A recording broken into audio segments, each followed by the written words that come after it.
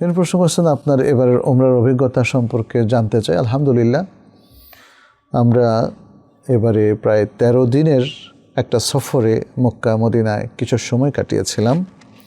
কোনো সন্দেহ নেই ওমরা অত্যন্ত ফজিলতপূর্ণ একটি আমল, যেখানে তাওয়াফ, সাই সহ আর অনেকগুলো ইবাদত করার সুযোগ তৈরি হয়।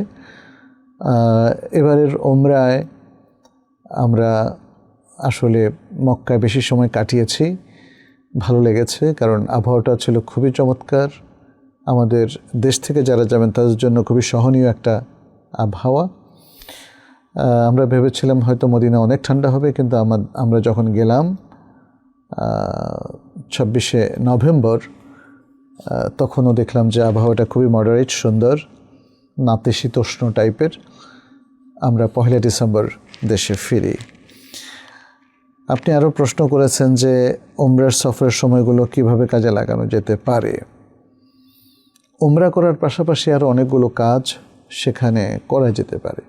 নফল ইবাদত, সফর অবস্থায় নফল ইবাদত করা যাবে কিনা এই প্রশ্ন অনেকেই হয়তো তুলেছেন, তুলতেও পারেন।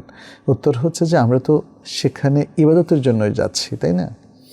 অতএব সফর অবস্থায় সাধারণত জাগতিক সফরগুলোতে নফল কিংবা রাতেব নামাজ না পড়ার একটা রুখসাত আছে, কিন্তু যেখানে মূল ট্রিপটাই হচ্ছে ইবাদতের ট্রিপ, তাহলে সেখানে নফল ইবাদত কিন্তু কাঙ্ক্ষিত এবং শরিয়া সম্মত। সেখানে কথা বলার সুযোগ নেই যে আমি তো সফরে আছি, অতএব আর কোনো নফল পড়ব না, তাহাজ্জুদ পড়ব না, শুধু বসে বসে কাটাবো না, এটা ঠিক নয়। ওমরার সফর, হজের সফর, বিশেষ করে আমাদের বাংলাদেশ থেকে যারা যান তারা দীর্ঘ একটা সফরে যান। ওমরার সফরে যারা ইউরোপ আমেরিকা থেকে আসে, আমরা দেখি যে 3 দিন 4 দিনের ছুটি নিয়ে আসে মাত্র। ওমরা করেই তারা খুব দ্রুত আবার চলে যান। বাট আমাদের বাংলাদেশ থেকে যারা যান তারা একটা ভালো টাইম হাতে নিয়ে যান। বিশেষ করে হজের সময় তো মিনিমাম 1 মাস হাতে নিয়ে 1.5 মাস পর্যন্ত অনেকে থাকেন। তাহলে এই দীর্ঘ সময়টা আমরা যে হজ বা ওমরার কাজগুলো করছি, তার বাইরে আর অনেকগুলো কাজ করার স্কোপ থাকে। কি করব আমরা সেখানে? আমরা সেখানে কোরআন তেলাওয়াত করতে পারি, কোরআন অর্থসহ শিখতে পারি। আমরা সেখানে মক্কা মদিনার আলেমদের কাছে কোরআনটা শোনাতে পারি এবং তাদের দার্সে বসতে পারি। এটা খুব ইম্পর্টেন্ট। যারা একটু আরবি জানেন, যেমন আমরা তো সৌদি আরবে মদিনায় পড়াশোনা করেছি, ফলে ভাষাটা আমাদের কাছে খুবই বোধগম্য। আমরা এই টাইমটায় সুযোগ পেলে বিভিন্ন শায়েখদের দার্স, যেটা মসজিদুল হারাম মক্কায় হয়, মসজিদুল নববী মদিনা হয়, সেগুলোতে বসতে পারি। আমাদের সাধারণ শিক্ষিত ভাই বোনেরা তাদের কোরআনটা দেখবেন যে সেখানে কোরআনের অনেকগুলো হালাকা আছে, সেখানে বসতে পারেন। সেখানে বসে তিনিও 1বার 2বার শোনানোর সুযোগ পাবেন, বাকি অন্যদেরটা শুনবেন এবং দেখবেন ওস্তাদ কীভাবে ভুল ধরছে, ঠিক করে দিচ্ছেন। তাইলে কোরআনের হালাকাগুলোতে তারা অংশগ্রহণ করতে পারেন। তারা মক্কা মদিনার শায়েখরা যে চমৎকার দার্সগুলো দিচ্ছেন মসজিদ নববীতে অথবা মসজিদ হারাম মক্কায়, সেগুলোতে তারা বসতে পারেন। এখানে আমরা দেখেছি যে এবারও একটা চার্ট আছে যে কোন কোন শায়েখ কখন ঠিক মসজিদ নববীর কোন কোন জায়গায়, মসজিদুল হারামের কোন কোন জায়গায় দার্স দেন। তার চমৎকার একটা সিস্টেমও যেমন আছে, লিস্টও আছে, আবার তার একটা ডিসিপ্লিনও আছে। তো আমরা যদি এগুলোর সাথে একটু অ্যালাইন করতে পারি, তাহলে কিছু সময়ের জন্য হলেও এই প্রখ্যাত বিখ্যাত শায়েখদের ছাত্রত্ব আমরা পেতে পারি, তাদের কাছ থেকে এলেম নিতে পারি। মক্কা মদিনার আলেমরাই হচ্ছেন শ্রেষ্ঠ আলেম, তাদের কাছে অথেন্টিক সব নলেজ, যেহেতু তারা ওহী থেকে সরাসরি সেই নলেজটা নেন। অতএব আমাদের উচিত হবে এইভাবে ওমরার সফরে এবং হজের সফরে আমরা যেন কিছু এলেম অর্জনের জন্য চেষ্টা করি।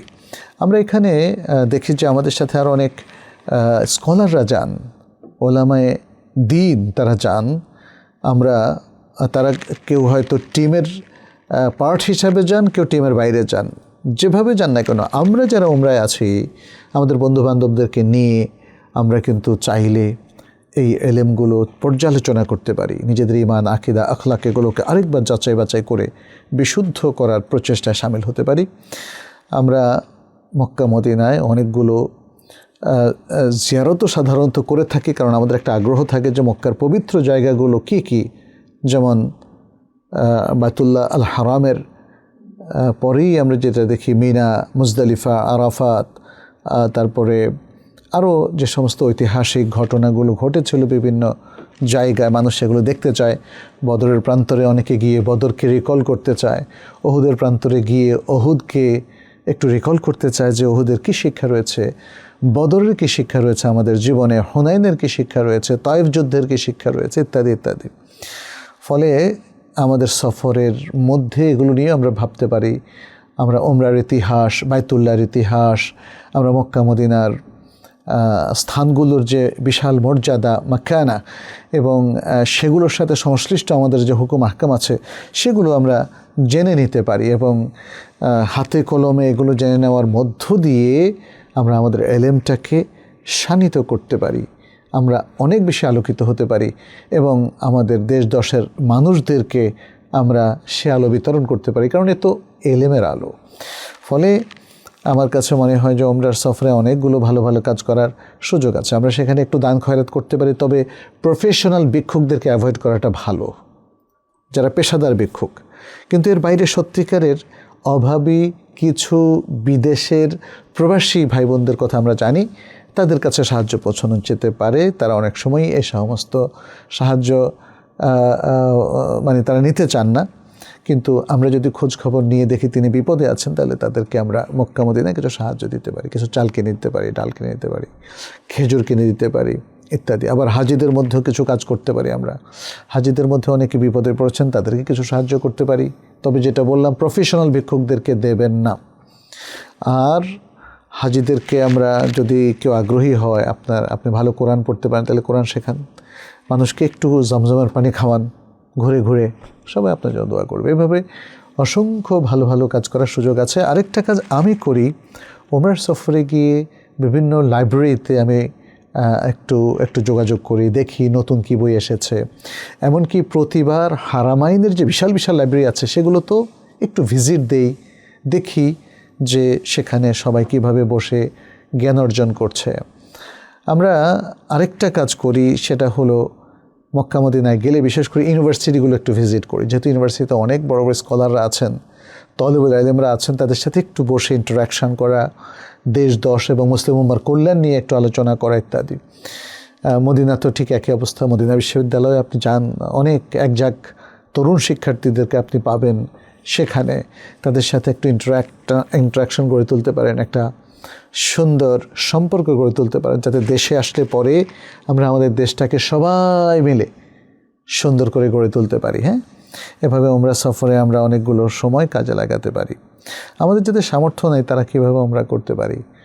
ওমরার সামর্থ্য যাদের নাই, অর্থাৎ ফিজিক্যালি গিয়ে ওমরা যারা আমরা করতে না পারি, তাহলে আমাদের পক্ষ থেকে একজন বদলি করে দেবেন এমনটা আমরা বলছি না। বদলি ওমরা করার জন্য শর্ত হচ্ছে মৃত হতে হবে, অথবা এমন অক্ষম হতে হবে যিনি আর কখনো সক্ষমতা অর্জন করবেন না। কিন্তু তারপরেও আমরা জানি, যেমন অল্প আমলে আপনি অনেক সওয়াব পাচ্ছেন। এই ধরনের আমল যেমন লাইলাতুল কদরের আমল, তারপরে মক্কা মদিনায় এলেম অর্জন, অবশ্য সেটা তো সেখানে যাওয়ার উপর নির্ভর করবে।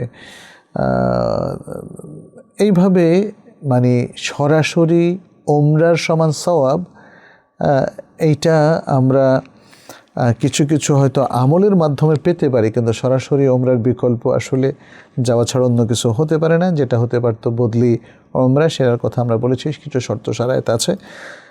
আল্লাহর কাছে আপনি চাইতে থাকবেন যে আল্লাহ তুমি আমাকে মক্কা মদিনা জিয়ারতের তৌফিক দাও, তাইলে আপনার ওমরা হয়ে যাবে। আর ওমরার যে সওয়াবগুলো এসেছে, যেমন কোবায় নামাজ পড়া, সেটা তো মদিনাবাসীদের ক্ষেত্রে প্রযোজ্য হতে পারে। আমরা তো বাংলাদেশ থেকে কোবায় নামাজ পড়তে যেতে পারবো না, যদি যেতে পারি তখন আমরা ওমরাও করতে পারবো। যাই হোক, আমার কাছে মনে হয় এই যে আমাদের সবার মধ্যে একটা আগ্রহ, একটা বিশেষ মানে রংবাত লক্ষ্য করা যাচ্ছে যে আমাদের ওমরা করার বিশাল ইচ্ছা রয়েছে। আল্লাহ যেন আমাদের সকল ভাই বোনদেরকে যারাই ওমরা করার ইচ্ছা পোষণ করেছেন তাদেরকে তৌফিক দান করেন, আমিন।